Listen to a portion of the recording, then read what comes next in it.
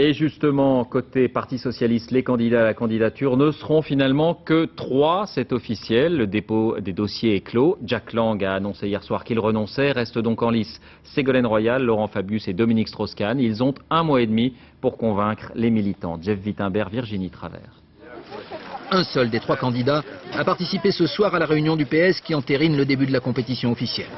Mais Dominique Strauss-Kahn n'a rien dit car comme ses 2 rivaux, il ne donne plus désormais que dans le genre solennel. Je suis le meilleur rempart contre la politique de la droite. J'accepte d'assumer cette mission pour la France.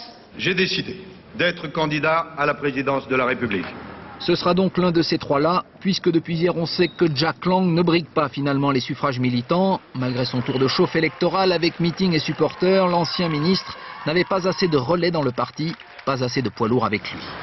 Au banc d'essai des finalistes, Ségolène Royal a une longueur d'avance. Elle a les meilleurs sondages et elle a l'appareil du PS. De plus en plus de cadres, de fédérations ou de leaders historiques comme Pierre Mauroy font allégeance.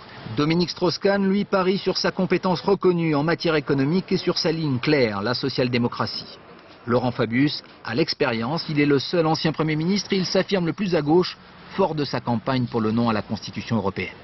Les prétendants sont installés, les manœuvres peuvent commencer. Dès aujourd'hui, Arnaud Montebourg courtise Jack Lang au service de Ségolène Royal. Naturellement, il ne posera pas la question à Lionel Jospin, qui a déjà dit que ce sera tout sauf elle. C'est l'une des inconnues de la campagne. Que feront l'ancien Premier ministre et ses amis, tels Martine Aubry ou Bertrand Delanoë? Ceux-là n'ont encore rien dit, mais d'autres jospinistes ont déjà évolué vers Ségolène Royal. Il y a incontestablement une candidature qui s'impose. Pour ma part, je pense que les jeux sont faits. Autre interrogation, le choix des 90 000 nouveaux adhérents, eux aussi ont-ils déjà tranché?